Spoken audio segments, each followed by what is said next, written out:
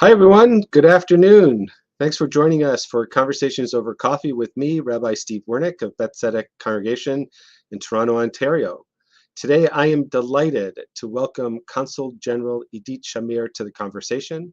I look forward to asking her about diplomacy, what is a Consul General, about economic relationships, Israel's goals within Toronto and in Canada, and other a century of topics as it relates to Israel and the Jewish people and the world. But before we get to that, we're on Facebook, YouTube, and BethTzedek.tv. If you like today's conversation, don't forget to give us a thumbs up and share with your friends. Comments are always appreciated and help us get the conversation to more people. If you have questions for our guest, please put them in the Facebook or YouTube chat, and we'll do our best to bring them into the show. And with that out of the way, allow me to introduce our guest, Consul General Idit Shamir, who began her term as Consul General of Israel in Toronto, Western Canada in August of 2021. Ms. Shamir brings rich diplomatic experience from her service in China, Japan, Thailand, and Cambodia. Her most recent postings included Head of Special Projects at the Economic Division of the Ministry of Foreign Affairs, and until recently, she worked on the economic implementation of the Abraham Accords. Outside of government, she's joined UNESCO at the United Nations Economic and Social Commission, Regional Hub for Asia and the Pacific, and served as Program Specialist, Gender and Basic Education, Program of Education for All, and lots of other work with the Foreign Service, and even before that in the private sector as a lawyer. Idit, it's really wonderful to have you. Good afternoon. Thank you so much for having me. It's a great pleasure. Is there something from your bio that I neglected to mention that you think is especially relevant? I don't think you've neglected anything, but when I was growing up, my dad worked in the military, and we lived just across the border in Michigan for a couple of years, and I got to study in Hillel Day School in the Jewish education system. And I think that is actually something that really helped formulate what I am today. And also, oddly enough, we had a very uncommon youth movement, Bnei Brit youth organization in the small town that I lived in. And I think this is something that also some of your audience might be able to relate with. So that was also quite an influential thing in my biography that brought me here today. You know, it's interesting. We of course we host Shinshinim, the young ambassadors from Israel through the WZO and the Jewish Agency as part of our relationship with Israel. And one of the things that we pointed out this last Shabbat when they give a Devar Yisrael very often at a part of our services, as well as recite the prayer for the state of Israel. This was the first time in their lives they ever had an aliyah to the Torah as women, as Jewish women, young women in Israel. So I'm always curious about the ways in which people that have spent significant time in North America and then go back to Israel, the way in which those experiences have influenced them. Since you opened the door, when you look back at those experiences growing up in Michigan, what are the ways that you see, that influence today to your role as a diplomat? I think it was extremely influential because it was, I think, the first time that I kind of deeply realized that not everybody sees Israel and experiences Israel the way that I do. And I think these were actually the seeds of when I started to want to, to be more involved in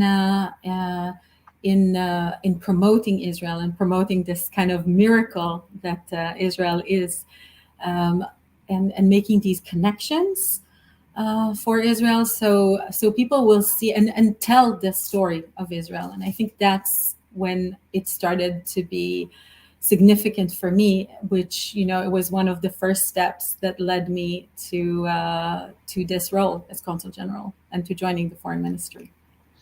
At what point did you realize that going into foreign service was going to be your career path? Probably a couple years into diplomacy, I realized that this is going to be my career. I started, I think I was already 14. I was in BBYO. We were doing all this work for Tikkun Olam. It made me feel this very strong need to, as teens do, but for me it persisted, to change the world. So to make an impact, to make this world a better place. So I thought the best way to do it was through legal work. And I decided I wanted to be a lawyer. And after I graduated from law school, I opened my own little firm, and I was working in what I thought would be my dream job. I was working as a litigator for shelters of battered women, to help them navigate the system. As you know, the system in Israel is quite complicated regarding domestic law, and I wanted to make a difference there. And I realized that I spend every day basically battling it out in rabbinical courts, and I thought, this is, I was 25. It was day in and day out, and it was very, very difficult emotionally for me. So I thought it might be best to take a little break and try diplomacy and work, kind of zoom out and trying to make this change, as I said, kind of the perception that other people have of Israel. And I thought this is going to be an hiatus because my dream was to be a human rights lawyer.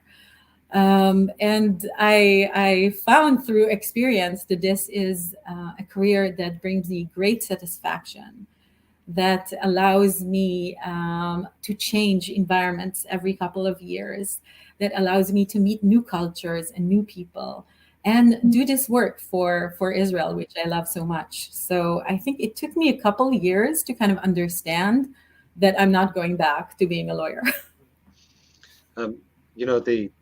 The issue of battered women in Israel probably deserves a conversation in and of itself. So we'll table that to another time, because I am interested in that. And I know from some of my own work in Israel with organizations like the Jaffa Institute, that they, in dealing with families that are addressing poverty and so forth, they've also created a battered women's shelter to be able to save people from those circumstances. It deserves its own conversation for that. As a diplomat, your expertise seems to be in economic development and ties. You spent a lot of time in Asia. What was the work that you did in Asia with regards to building the relationship with Israel in particular? But it seems that your focus was around economic cooperation and ties. Tell us a little bit more about that. I think the story is always to tell the story of Israel.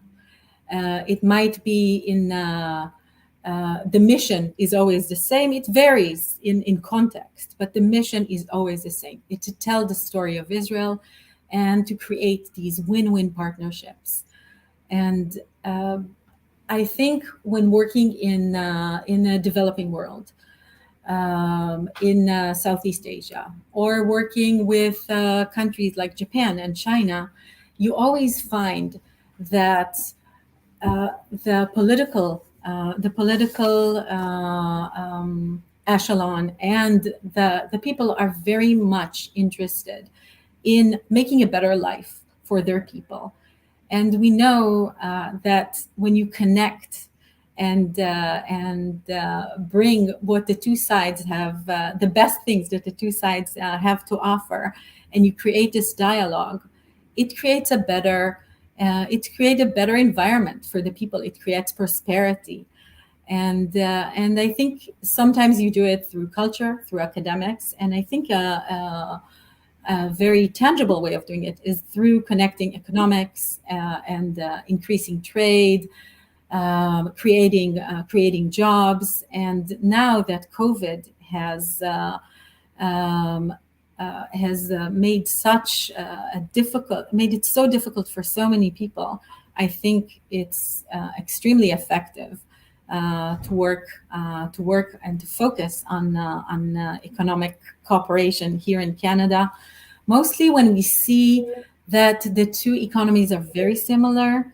Of course, Israel's, it's much, much smaller, but very innovative, very tech-oriented, based on diversity of population and high quality of education facilities. So I think there's so much to do here, as there was in Asia, but on a different level, and it will bring different benefits, but the purpose is the same. What are some of the specific goals that Israel has in terms of forging those relationships in Canada? I think initially, what we see now is that there is not enough knowledge on the two sides. What is available in Israel? What Israel can offer? What is Israel's added value? And vice versa for Israelis, they're not sure. Why Canada? And we have the U.S. as this great giant, as this great magnet that both Israeli businesses and Canadian businesses kind of gravitated towards. I think what COVID did was actually change this in some ways. And companies in Israel and in Canada understand that they need to look to diversify. They need to find other markets. They need to make sure that if a crisis occurs, they are not only reliant on one source of income or on one source of products. And this usage of virtual meetings, as we are using now, has actually made this process much easier. Because before, when companies wanted to, quote unquote, kick the tires, see what opportunities are available in the other country, in Canada or in Israel, it seemed like quite an investment. The flight seemed long, even though it's the same to the US. The expenses is not insignificant, and the time resource is something to consider. But now, when we could do these initial meetings and we can facilitate these initial meetings between the different ecosystem, between the different ministries, between the different businesses, through these virtual platforms, we can create these initial interests without consuming so many resources, and it's environmentally friendly. So the second time, the initial interest is kind of peaked, and then going forward, when you have a partner, you can build the relationship in person once you've already understand that there is a common ground to work on. I'm still unclear, though, about what are the industries that are most opportune for Canada and Israel to collaborate on. Are we talking about cybersecurity? I mean, we're talking about the normal stuff that we hear about in the news: cybersecurity, healthcare, defense, other electric cars, and like the Mobileye, for example. Where are the prime opportunities for interaction and collaboration and expanding markets? For us, I think we're going to focus in the near future. All of the sectors that you've mentioned are very significant, and there are many opportunities in all of them. And again, both Israel for Canadians and Canada for Israel is mostly an unexplored market. But for us, we want to prioritize. And I think healthcare is one area, and climate change technologies are areas where we really want to put our focus on, because they're very important to the daily lives of Canadians and Israelis. Healthcare, Israel has already branded itself, I think, in Canada as a country that has a lot to offer. During COVID, there were a lot of consultations on the highest levels between our governments to exchange best practices. And I think that contributed a lot to both countries. And when it comes to medtech and digital health, I think Canada now is going through a change, and Israel has.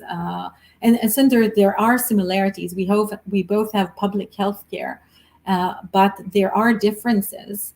So we can learn from each other. How does Israel do its telemedicine? How do we reach faraway territories? Or how do we make health accessible, the highest quality of health accessible to people in the periphery? And I think Canada, being such a large country, faces the same challenges. How does Israel do community health care? It's a little bit farther from Toronto to the Northwest Territories than it is from Eilat to Afula. So it's like, Canada's challenge for getting healthcare out into the harder to reach territories is very hard, for sure.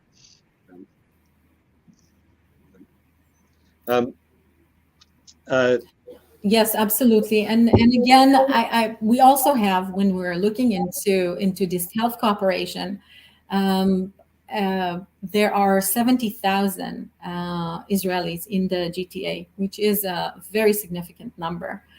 Some of them are in the medical sector, and there are always doctors here that are working, Israeli doctors working in Canadian hospitals.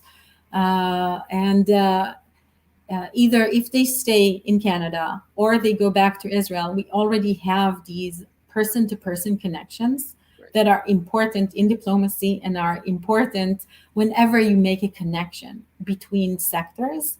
So we already have these champions who know what these two sides have to offer and why we should connect it. And we should just offer and create more platforms for these connections and make opportunities for better healthcare for Israelis and Canadians, and to connect these innovation and research institutes that work on medtech, for instance.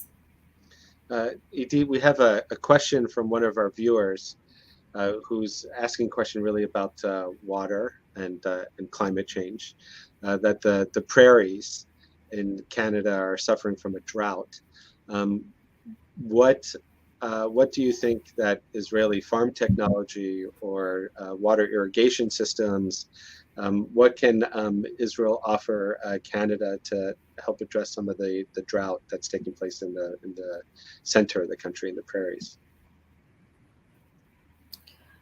I think there are numerous technologies that could be utilized for different things, and it's as you rightly mentioned, drip irrigation that was, I think, invented almost 30 years ago in Israel, part of this innovation culture, and it changed lives in agriculture in many countries, and saved water and helped save our climate.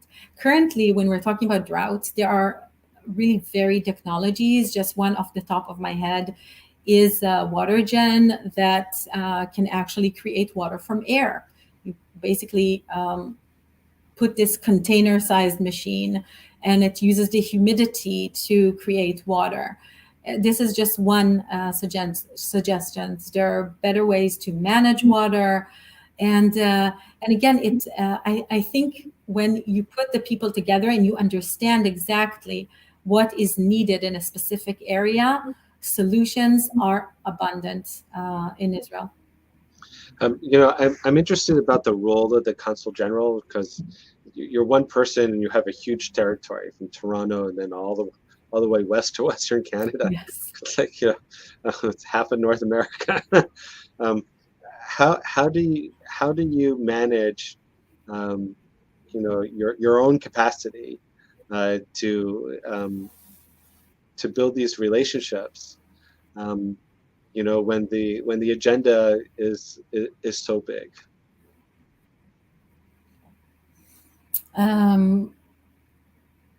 I think we always try to stay focused, and we have quite a significant consulate here with 35 people working here. We have the third largest consular section in the world because there are so many Israelis and different needs of the Canadian community here.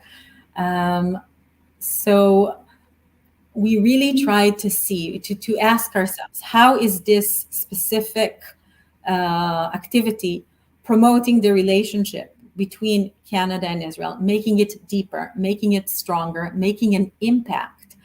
And we try to ask ourselves that before we go into any activity. And we kind of try to keep on focus. Economy-wise, we're trying to. Our trade is $1 billion, and it's been constant for about a decade. We want to double that. How is this working towards, doubling the trade? How is this activity helping us deepen our outreach, make our connection with the Jewish community, with other minority populations here, deeper and more meaningful? Is this activity, our day-to-day is mostly kind of meetings and connections with elected members with elected officials. So whereas the embassy works at the federal level, the consulate works on the provincial and municipal level to promote Israel interest, to tell this story of Israel. So I think we try in these daily meetings with cabinet members, with members of parliament.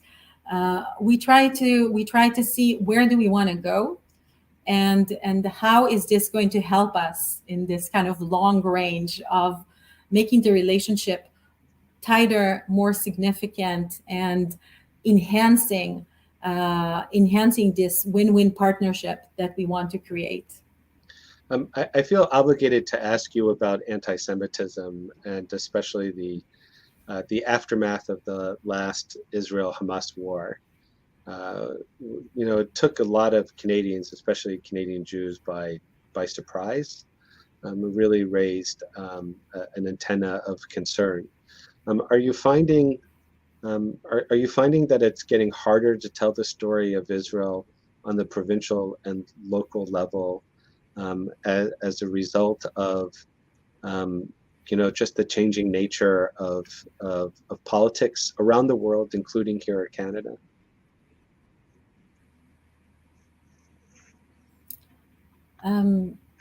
I'm not sure. I think we're experiencing some challenges, but I'll try and answer from what I heard. Anti-Semitism is a constant thing that we are monitoring, that we are experiencing here. As you know, in the May demonstrations, we had our consulate defaced. We had people trying to sneak in and cause mischief, and we have weekly demonstrations. Again, very loud demonstrations against us. I think, unfortunately, now we see a thinly veiled anti-Zionism / anti-Israel, that's basically anti-Semitism masquerading as anti-Israel and anti-Zionist demonstrations. I think we all feel that it has reached a peak, and it's a huge concern. If the recent survey done here in Canada showed that a third of Canadian youth feel that the Holocaust is exaggerated or fabricated, I think that's a huge concern for all of us here in the community. And while at this stage, when we are approaching the different provincial governments, I cannot say that I've encountered any anti-Semitism in the day-to-day life. People experience it very significantly, and we can see it mostly on social media, where people are, the keyboard is easy to hide behind. So I think it's a huge concern, and for us, it's very important to partner with the Jewish organizations here who are doing a fabulous job, and do our part in combating this huge threat to Jewish life. What role does the consulate play in forging academic ties between the intelligentsia of Israel and the intelligentsia of Canada, university ties, and do you find that those ties have become complicated as a result of the influence of the more radical left on university campuses? I think when we deal with the heads of the universities, with the president and at the leadership level, it is always extremely friendly and polite. Since I've only arrived a little over 6 months ago, I think it's slightly early to see how. You don't have answers for all these questions yet? Sorry? You don't have answers for all these questions yet? I think always it's good to keep questioning, but we are meeting with the presidents of the universities. We are meeting with the different faculties where we can cooperate with. We are planning different R&D cooperation, different projects. How will they be implemented? Will it be difficult? Will they be received with resistance? I don't know yet. I don't have that experience yet. And I think the last 2 years, because of COVID, have also, kind of the live presence of it was not so felt. It was more felt through social media. Right. But we definitely know that universities are a place where we have to do a lot of work, and we have to tell the story in a very convincing way. I just want to remind our listeners and our viewers, if you have a question, this is your last call for a question. Be sure to write it in the comment for Facebook or YouTube or at betzedek.tv. Idit, is there something, I do have one last question, but before I get to that, I want to know, is there something that we didn't touch on that you think is really important for our audience to know about the consulate and about your work and the goals that Israel has on the provincial and local levels? One thing I want to share is that we're the first consulate with all female diplomats at the helm, so it's very exciting. We are looking to connect and showcase the shared values that Israel and Toronto and Western Canada has. We are looking to enhance the ties. We're working around the clock because this is a job that doesn't stop. We're monitoring newspaper. We're monitoring anti-Semitism. We are connecting. We are creating platforms. And we do this with a lot of kind of we're very energetic. We're a new team, not only here but across Canada, with a new ambassador in Ottawa, Dr. Renan Hoffman, and my colleague in Montreal, Ambassador Paul Hirschon. We're all very focused on promoting this relationship. We're very energetic. We work very well together. So I think across Canada, we have a great team that's working to enhance relationship between our two nations. Well, we certainly know that the Jewish community in Canada is very Zionistic. Something I think it's like 8 out of 10 Canadians have been to Israel, and the average number of visits is 6, which is just extraordinary in terms of the relationship that this community has to Israel. The last question I have for you is one that I'm pretty sure I know what the answer is, but it's something that I feel it's necessary at least to state, so that you can report back to the Foreign Ministry that Canadian Jewry is interested and concerned about this issue, and that has to do with Jewish pluralism within the Jewish state, and especially the implementation of the Kotel Agreement, which I was one of the negotiators for. So it's not only that it's important to Canadian Jewry, it's important to me personally, because I put 4 years of my life with the conservative movement to negotiate that agreement. It's very disappointing that Prime Minister Bennett has basically declared that he's not going to push it forward while he's Prime Minister. Do you have any thought that you can share about that, and any expectation of when the agreement might be viable again? I thank you for raising this. This is a topic that is very, very close to my heart, because I think we are one family. We are one people, and we should embrace the different movements within Judaism. I think Foreign Minister Lapid just recently said that he's very much committed to doing his utmost to make this work. Now, this government is extremely complex and extremely sensitive, and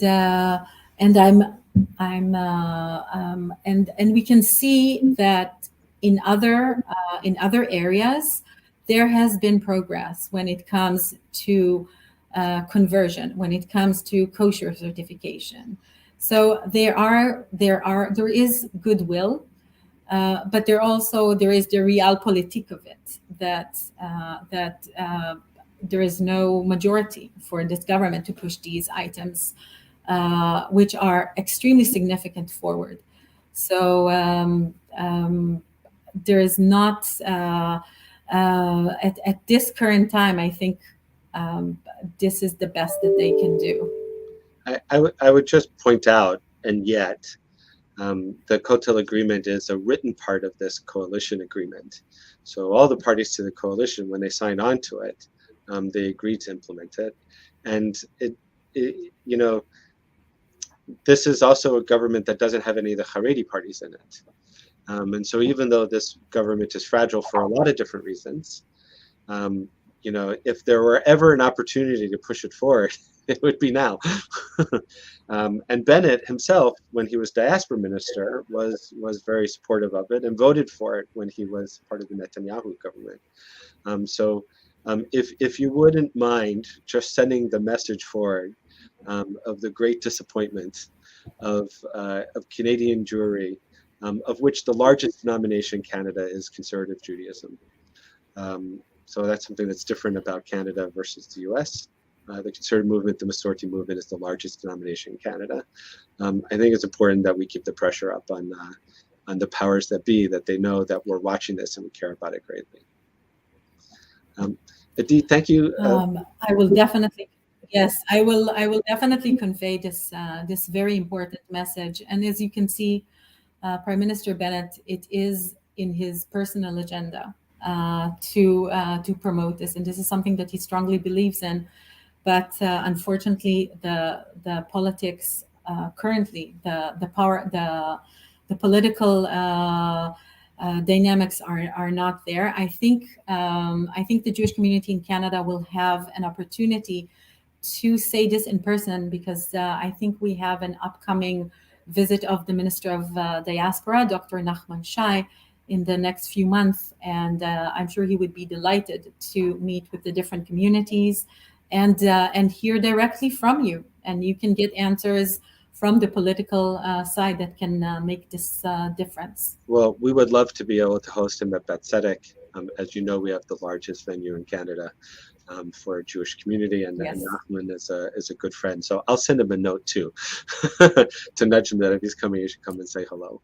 Idit, thank you so much. We're going to share your social media links, and we're going to encourage those in the community that believe you can help foster economic, cultural, social ties between Canadian businesses and cultural organizations with Israel, to please be in touch with the Consul General. This is a very important element of her work, and of course, it's not just benefiting Israel; it benefits Canada, and we care about Canada's future as citizens of this great country. And so the more that we can all participate in that, the better it is for Canada, the better it is for Israel. Thank you. We'll talk again. There's plenty to talk about between Israel and the and Canada and the diaspora. And I am interested also in the work that you did for women's rights and issues within Israel. I think that's an important learning for all of us as well. Thank you, Idit, for being with us. Thank you, everyone, for joining us. Be sure to check out Beth Tzedek online, www.beth-tzedec.org, for all the wonderful opportunities that we have as a community to partner together and to be inspired and enabled to live a meaningful Jewish life. That's it. Bye, everyone. Bye-bye. Have a good week. Shavua Tov. Thank you.